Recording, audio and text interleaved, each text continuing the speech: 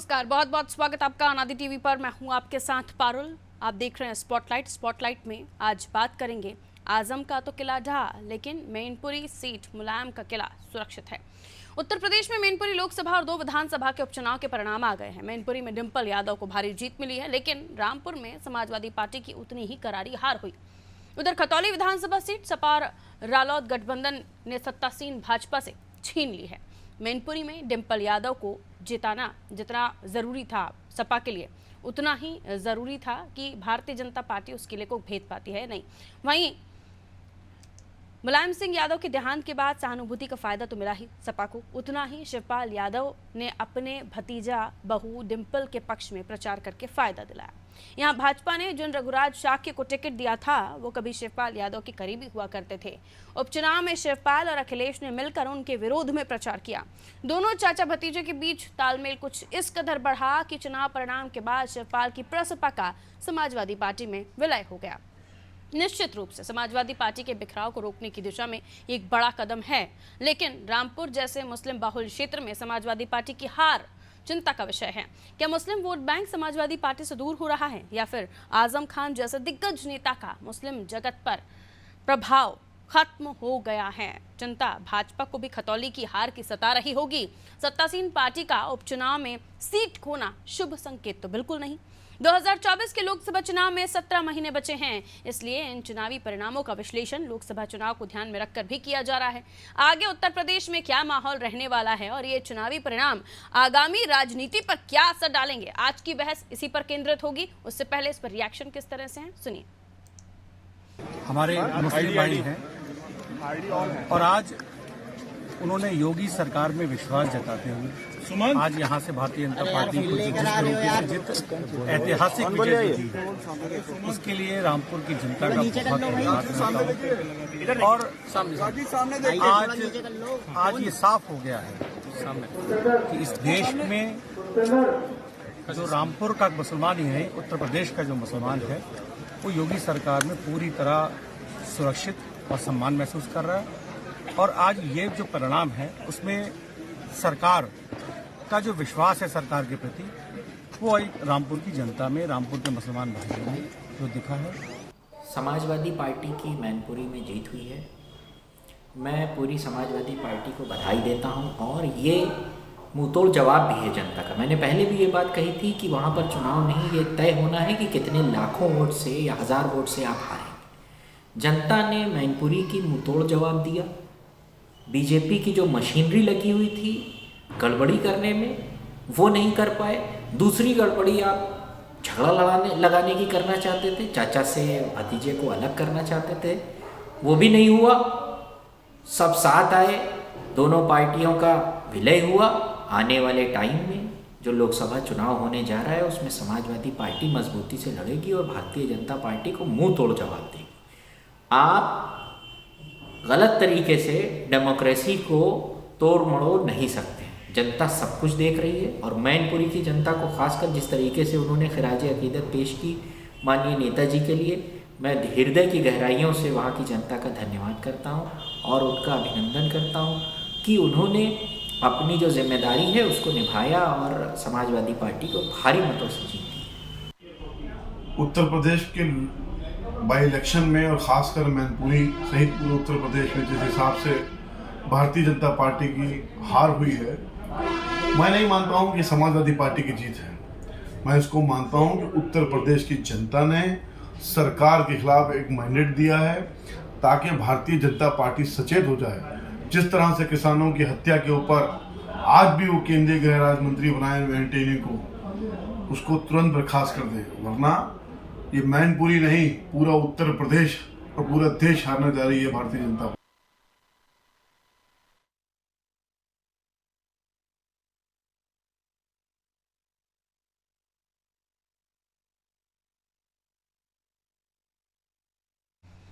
तो देखिए, चर्चा का आज दिन है और 2024 से पहले एक बड़े संदेश के तौर पर इसको देखा जा रहा है और इसलिए भी ज़रूरी है आज विश्लेषण करना, क्योंकि लोकसभा चुनाव में 17 महीने महज बाकी हैं और अब जो नतीजे आए हैं इनने बहुत कुछ बता दिया है। चलिए मेहमानों से आपकी मुलाकात करा देती हूँ। भारतीय जनता पार्टी से कृष्ण मोहन पांडे जी हमारे साथ जुड़े हुए हैं, बहुत स्वागत करती हूँ कृष्ण मोहन जी आपका। गौरव चाचरा सपा से हमारे साथ जुड़े हुए हैं, बहुत स्वागत गौरव साहब आपका भी। उमेश यादव सुबह सपा से हमारे साथ बने हुए हैं, उमेश जी आपका भी स्वागत करती हूँ। वरिष्ठ पत्रकार प्रमोद गोस्वामी जी हमारे साथ बने हुए हैं, प्रमोद जी आपका भी बहुत बहुत स्वागत करते हुए। उत्तर प्रदेश की 3 सीटों पर उपचुनाव हुआ गोस्वामी जी, लेकिन तीनों में जो नतीजे आए, 2 जगह पर हमने देखा कि किस तरह से सपा ने कब्जा जमाया, एक भारतीय जनता पार्टी ले गई, जो कि सबसे अहम सीट मानी जा रही थी। ये कहा भी जा रहा था क्योंकि ना केवल वो गढ़ बल्कि मुस्लिम वोटर्स का गढ़ था, जिसे भारतीय जनता पार्टी ने जिस किले में सेंध लगाने का काम किया। अब ऐसे में 2024 के साथ इसे जोड़कर देखा जाए और दूसरा सवाल ये भी जुड़ता है कि शिवपाल यादव जी का स्टेटस तब तक हमने नहीं देखा, या यूं कहें कि उन्होंने दिखाने की कोशिश नहीं की, उन्होंने बताने की कोशिश नहीं की कि अगला स्टैंड क्या होने वाला है। क्या ये डील थी शिवपाल यादव के अखिलेश यादव से कि जीते तो आप हमारे, वरना हम आपके हैं कौन? गोस्वामी जी। नहीं, देखिए आपने 2 सवाल किए। पहला तो ये कि 3 उपचुनाव का, तो उसमें महत्वपूर्ण या सबसे प्रतिष्ठापूर्ण चुनाव रामपुर का भी था और मैनपुरी का भी था जी। मैनपुरी में भी भारतीय जनता पार्टी ने अपनी पूरी ताकत लगाई थी और रामपुर में भी। और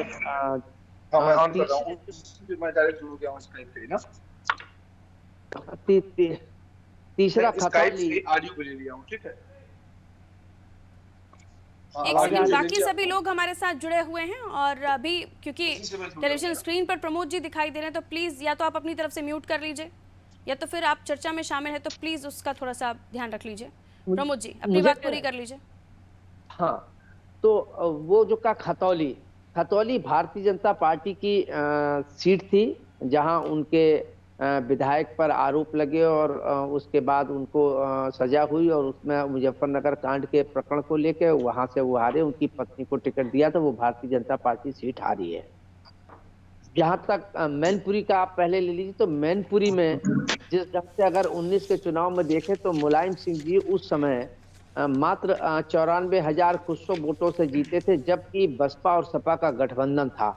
इस बार अखिलेश की पत्नी डिम्पल जी ने जब ये चुनाव लड़ा तो उसमें वहां अगर आप देखें तो लगभग 2,37,000 वोटों से, रिकॉर्ड वोटों से वो जीती हैं। ये समाजवादी पार्टी के लिए और एक बड़ी बात है और ये ऐतिहासिक जीत भी कही जा सकती है कि कहाँ 95,000 और कहाँ 2 लाख, इतना लंबी विक्ट्री उसके साथ। और जो भारतीय जनता पार्टी के प्रत्याशी थे रघुराज सिंह शाक्य, वो पराजित हुए। जहां तक रामपुर की बात को अगर देखा जाए तो रामपुर में निश्चित रूप से मुझे लगता है कि शायद आजादी के बाद रामपुर में पहली बार ऐसा हुआ है कि वहाँ 33% 34% वोट पड़ा, वरना वहां का जो हाल रहा, या और समाजवादी पार्टी ने वहां आरोप भी लगाए। अब आरोप कितने सच हैं कितने गलत हैं ये तो अपनी जगह आयोग का विषय है कि वो उसको देखे, जो उन्होंने कंप्लेंटें की हैं। लेकिन वो ये बात सही है कि 37 वर्षों से वहां पर आजम खान साहब का अपना प्रभुत्व था, अपना दबदबा था और वहां वो हमेशा जीतते रहे, बड़ा गढ़ था। उसको भारतीय जनता पार्टी ने दोबारा, कह लें इससे पहले भी जो उपचुनाव हुआ था उसमें भी रामपुर सीट हारी थी और ये दोबारा भी हारी है। तो ये इसलिए इसका एक निश्चित रूप से भारतीय जनता पार्टी के लिए संतोष का विषय है कि उन्होंने जो उत्तर प्रदेश में 2 ही प्रमुख राजनीतिक दल हैं, समाजवादी पार्टी और भारतीय जनता पार्टी, जो लोकसभा के 24 चुनाव में आमने सामने मुखालिफ होंगे। और तीसरी जो खतौली की है, तो खतौली तो भारतीय जनता पार्टी की सीट थी, वो भारतीय जनता पार्टी ने लूज की है और आरएलडी और एसपी गठबंधन ने उसको जीता है। तो 3 में से 2 तो इन लोगों ने जीत लिए। जहां तक आपने कहा कि लोकसभा के चुनाव में इसका क्या इम्पैक्ट होगा, देखिए उपचुनाव को लेके कोई बहुत इम्पैक्ट की बात तो नहीं कहा जा सकती है, लेकिन हाँ समाजवादी पार्टी के लिए जरूर ये एक संतोष का विषय हो सकता है कि आजमगढ़ और रामपुर इससे पहले उपचुनाव में हारने के बाद जो जिस ढंग से उन्होंने गठबंधन की खतौली और मैनपुरी की अपनी पैतृक या अपने गढ़ को बचाया है, निश्चित रूप से उससे समाजवादी पार्टी को तो प्रसन्नता होगी, उनके कार्यकर्ताओं में उत्साह होगा। लेकिन मैं समझता हूं कि इसका कोई बहुत ज्यादा इम्पैक्ट तो नहीं पड़ेगा कि लोकसभा का चुनाव बड़ा चुनाव होगा और वहां पर इन खाली 2-3 सीटों से उसका कोई एटमॉस्फेयर बने या एक परसेप्शन बने कि भारतीय जनता पार्टी अब हाशिए पर आ गई, ऐसा भी मुझे नहीं लगता है। दूसरी बात जो आपने शिवपाल जी की कही निश्चित रूप से ऐसा कोई डील नहीं थी जो मुझे लगता है।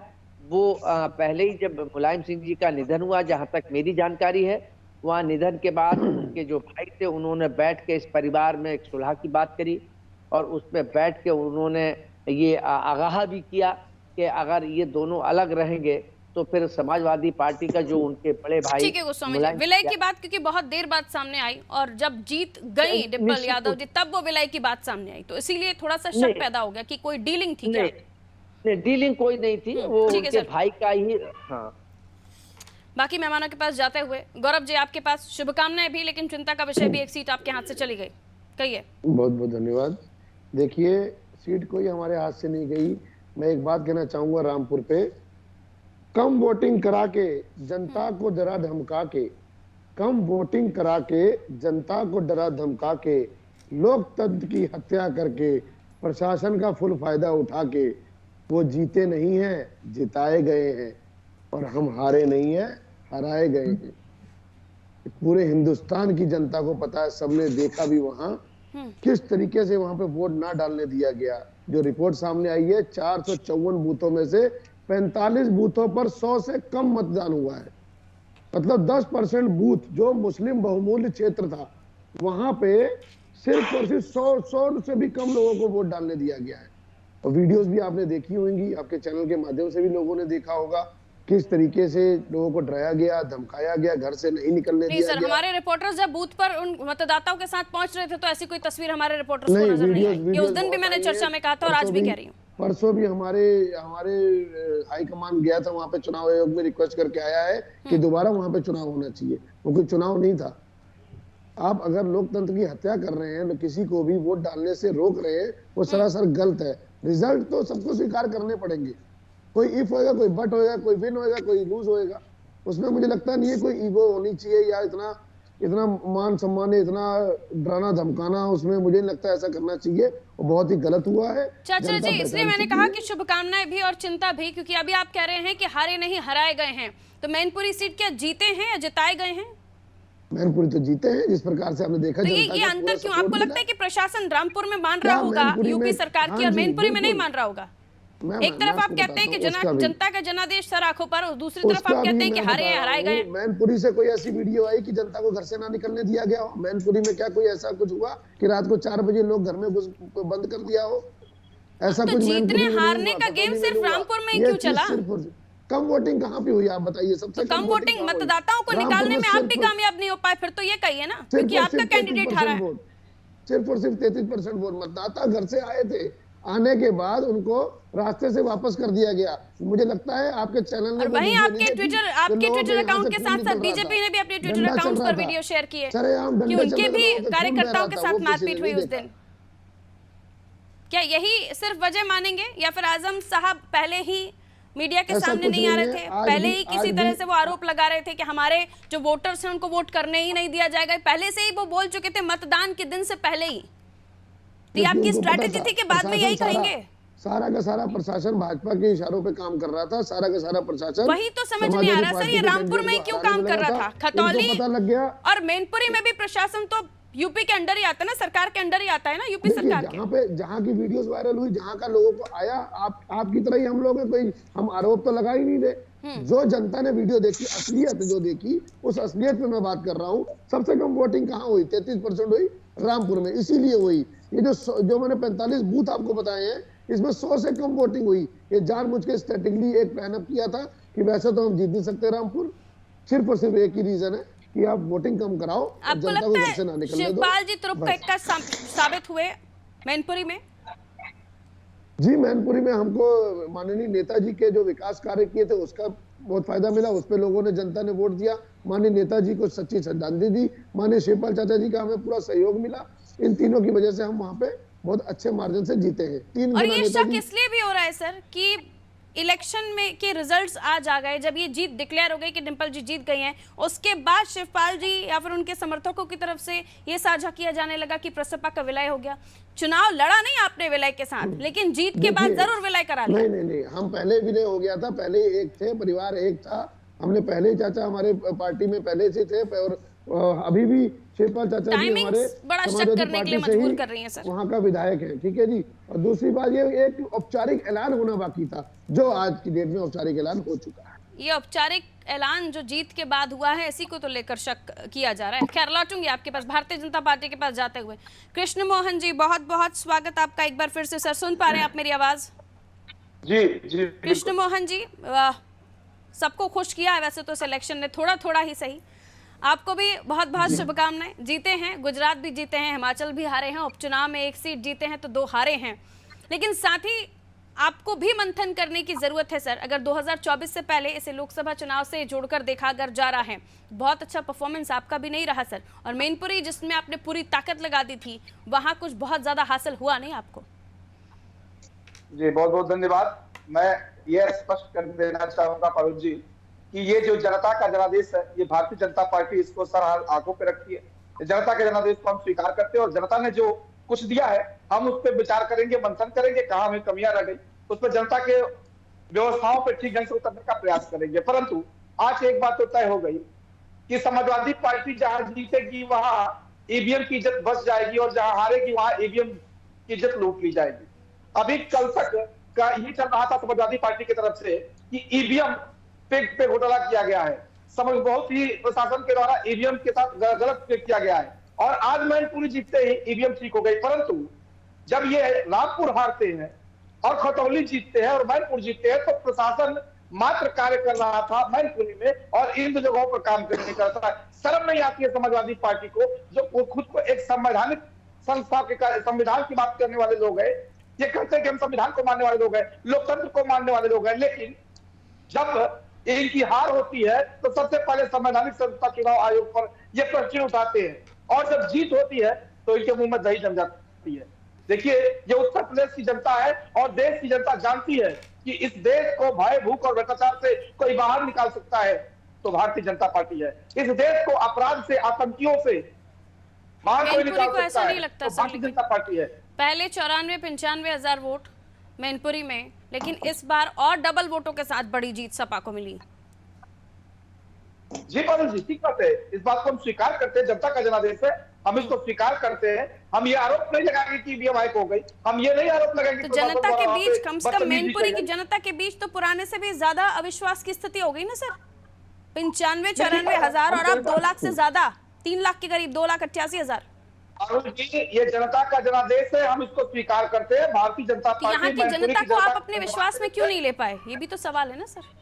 हम वहाँ की जनता को धन्यवाद देते हैं कि उन्होंने हमारा साथ दिया और आगे भी हम जनता के बीच में रहेंगे। भारतीय जनता पार्टी कार्यकर्ताओं की पार्टी है, संगठन की पार्टी है।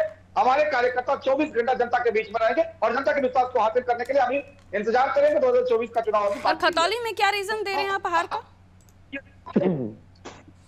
सत्य है, खतौली में क्या रीजन दे रहे हैं आप हार का? भूख काम किया है तो भारतीय जनता पार्टी और कुछ योगी आदित्यनाथ जी ने किया है और उस पर हम आगे बढ़ेंगे। और उत्तर प्रदेश में आतंकियों, अपराधियों, भ्रष्टाचारियों, दंगाइयों का साथ देने वालों का, तो वो सारी बातें 33% वोट परसेंट जो रामपुर सीट पर पड़ा ना, वही समझ पाई जनता ये आपकी बातें। मैनपुरी खतौली में नहीं समझ पाई जनता आपकी बातें, जहां पर 33% वोट पड़ा। इसे लोकतंत्र की हार कहा जाए सर, कि वोट ही कम पड़े, जनता निकली नहीं आप लोगों को चुनने के लिए, नोटा तक नहीं चुना जनता ने। पारुल जी, हमें चुनने के लिए निकली, इसने उसको हमको वोट दिया, हम जीते, परंतु जिन लोगों पे अविश्वास जताई जनता ने विश्वास करने के वोट देने नहीं जाना है और जिनको वोट नहीं देना था उनको वोट नहीं दिया, हमें वोट दिया, हम जीते वहां पे। तो ये भारतीय जनता पार्टी पर विश्वास है। भारतीय जनता यानी जो लोग वोट देने नहीं निकले वो सारे के सारे सपा के वोटर्स थे। मतलब 70% वोटर्स सपा के वोटर्स थे, अगर 33% ही वोट पड़ा है वहां पर। तो ये सपा के विरोधी लोग थे, उनको पता था कि सपा का निकले पूरे भ्रष्टाचारी आएंगे, रामपुर में जिस तरह से अपराध हो रहा था वो अपराधी आएंगे, इसलिए वो वोट करने नहीं गए। भारतीय जनता पार्टी को जो लोग आए, भारतीय जनता पार्टी में विश्वास किया, वो वोट किया हमें और हम जीते हैं वहां पे। और हाँ, उन्हें विश्वास दिलाता हूँ और बड़ी जिम्मेदारी से उस बात को कहता हूँ कि हम भूख, भय, भ्रष्टाचार के खिलाफ लड़ रहे थे, आगे भी लड़ते रहेंगे। बेहतर प्रशासन, स्वस्थ प्रशासन, बेहतर शिक्षा, बेहतर स्वास्थ्य, बेहतर जीवन शैली और बेहतर नागरिक संहिता और बेहतर नागरिक जीवन जो हमने जनता से वादा किया है वो आगे भी देते रहेंगे और जनता के विश्वास पे हम खड़े उतरेंगे। ठीक है, लेकिन आपकी तरफ से तो आप पूरा प्रयास करेंगे, लेकिन मैनपुरी और खतौली जैसे जनता उन बातों को ना समझे तो फिर बड़ी दिक्कत हो जाएगी ना सर। खैर, उमेश यादव जी सुबह सपा से हमारे साथ जुड़े हुए हैं। उमेश जी, क्या कहना चाहेंगे? आप बधाई देंगे आप अपने प्रतिद्वंदियों को, अपने विपक्षी, अपने दूसरे विरोधी दलों को, क्या कहिएगा? नहीं, निश्चित पारुल जी, लोकतंत्र में जो जनादेश है उसको हमें स्वीकार करना चाहिए और जो जीते हैं उनको बधाई और जो हारे हैं उनको, उनके लिए यही कहूंगा कि आगे प्रयास करें। लेकिन मैं समाजवादी पार्टी और भारतीय जनता पार्टी दोनों को प्रवक्ता भाइयों को सुन रहा था, तो मैं दोनों से एक बात कहूंगा कि जब किसी से गिला रखना, सामने अपने आईना रखना, ये दोनों के ऊपर लागू है। कोई अपने बचाव के लिए पहले ईवीएम पर आरोप मढ़ रहे थे कि यदि हम हार जाते हैं तो उसके लिए पहले ही से सामग्री तैयार थी। देखिए, ये देश संवेदनाओं, भावनाओं और रूढ़ियों, प्रथाओं का देश है। आदरणीय नेताजी श्री मुलायम सिंह यादव जी की मृत्यु और निधन के बाद जो मैनपुरी की जनता में उनके प्रति सहानुभूति थी, लंबा समय उन्होंने राजनीतिक जीवन काटा। उसी क्षेत्र की जसवंत नगर विधानसभा से वो पहली बार 1967 में चुने गए और उसके बाद लगातार मैनपुरी से कई बार वो सांसद हुए, 5 बार मुझे याद आ रहा है, और लंबे समय तक उन्होंने उस क्षेत्र का प्रतिनिधित्व किया। लोग उनसे व्यक्तिगत रूप से जुड़े हुए थे। इसमें समाजवादी पार्टी का कोई जादू नहीं है, इसमें माननीय नेताजी के प्रति जो अपार संवेदना थी उसका असर दिखाई पड़ रहा है। रामपुर में 40 वर्ष पुराने किले के पीछे जो लोगों की एक, मैं तो ये कहूंगा, जो उनसे दिक्कत थी लोगों को, रामपुर में जो इतने बड़े अंतर से चुनाव हारा। और मैं पिछले एक चैनल पे डिबेट में था तो मैंने कहा कि यदि रामपुर में 31% मात्र मतदान हुआ है तो ये वास्तव में लोकतंत्र के लिए बड़ी चिंता का विषय है। मैं दोनों तरफ की, मैं जो सच है मैं वही कहना चाहूंगा। ये बड़ी चिंता का विषय है कि लोकतांत्रिक व्यवस्था में यदि ये कहीं पिछले 2000 आम चुनाव जो 2022 में हुए उसमें 63% लगभग मतदान हुआ और आज उसमें केवल 31%, मतलब 31% जो इलेक्शन वोटिंग हुई, आधी घट के रह गई। ये कहीं ना कहीं डेमोक्रेसी के लिए क्वेश्चन मार्क है। और खतौली की बात करें तो पारुल जी, खतौली में मदन भैया जी के बारे में मैं व्यक्तिगत रूप से जानता हूं, वो कई बार विधायक रहे, बहुत बड़ा चेहरा वहां के लिए माना जाता है। उन्होंने किसानों की बात की, स्वामीनाथन रिपोर्ट पर बात की, चीनी मिलों पर बात की, इसलिए वहां पर वो जीते। ये आरएलडी और समाजवादी पार्टी के गठबंधन से बढ़कर व्यक्तिगत उनकी जीत है। ये आप बिल्कुल विश्वास मानिए। अच्छी बात है कि दूसरी पार्टियों के लिए आप अपने विचार रख रहे हैं, लेकिन सुबह सपा का क्या होगा इस बारे में भी थोड़ा सा हम नजर डाल लेते हैं। हम सुभाषपा का क्या होगा, मैं आपको उत्तर देता हूँ। सुभाषपा 30 सेकंड अभी, जी बिल्कुल, हमारे राष्ट्रीय नेतृत्व ने पहले ही कहा कि हमारी छमाही परीक्षा, हम इसको अपना अंतिम परीक्षा मान के नहीं चल रहे हैं। 2024 में जो मेरा प्रदर्शन होगा और आने वाले निकाय चुनाव में हम लोग प्रत्येक सीट पर प्रत्याशी लड़ाने जा रहे हैं। ये हमारी छमाही परीक्षा थी, हमें मालूम था। ठीक है सर। प्रमोद जी, मैनपुरी सीट को लेकर एक तो अच्छी बात यह कि सपा का वोट बैंक बढ़ा, दूसरा ये भी कहा जा रहा है, जो अभी उमेश जी भी कह रहे थे, कि ये सिंपैथी फैक्टर था जो बहुत बेहतरीन तरीके से सपा के लिए काम कर रहा था। और फिर शिवपाल यादव जी एक बड़ा मैजिक नहीं थे, क्योंकि सिंपैथी फैक्टर इतना हावी था कि वो किस तरह से वोट बैंक पे तब्दील हुआ है। क्योंकि जब खुद मुलायम साहब थे तब 94,000 से ज़्यादा वोटों से वो जीते थे, लेकिन अब 2,88,000 से ज़्यादा मतों के साथ डिम्पल यादव आ गए। तो ये वाकई सिंपैथी फैक्टर था क्या? कोई बड़ा मैजिक चला है सपा का? शिवपाल का कोई मैजिक था? क्या देखते नहीं, पारुल जी, देखिए, दो सबसे ज्यादा महत्वपूर्ण बात थी। ये बात सही है कि मुलायम सिंह यादव जी की वो कर्मभूमि भी रही है और वहां से मात्र 17-18 किलोमीटर सैफई से मैनपुरी लगता है। तो वो एक प्रकार से उसको इटावा मैनपुरी ही मान लीजिए, कर्मभूमि भी रही है। और उनकी राजनीति, वहां से उन्होंने कॉलेज में अध्यापक भी रहे और वहीं से उन्होंने राजनीति भी, विधायक भी बने। और उसमें शिवपाल जी का भी मैं एक चीज आपको बता दूं कि जब 2019 में ये लोकसभा का चुनाव हुआ था तो 95,000 वोटों से जब ये जीते थे, तो उसमें जसवंत नगर से, जहां से शिवपाल सिंह यादव थे, वहां से लगभग 60,000 वोटों की लीड थी। अगर वो 60,000 वोटों की लीड को माइनस कर दिया जाए तो मात्र नेताजी की जीत जो है वो 30-35 हजार वोटों में सिमट जाती। तो जसवंत नगर का वो था इस बार भी, तो इस पे शिवपाल जी की भूमिका को भी कम नहीं आंका जा सकता है।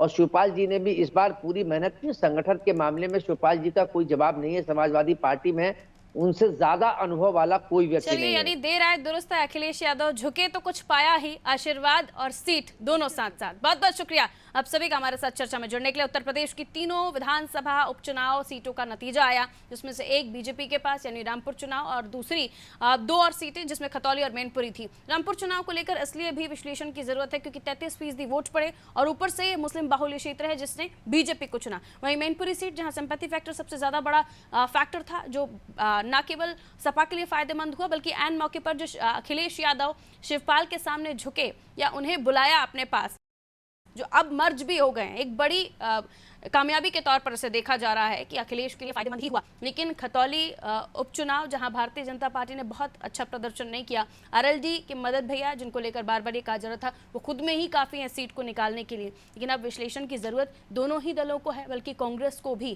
कि अब आपका क्या होगा। दीजिए इजाज़त, रखिए अपना ख्याल, नमस्कार।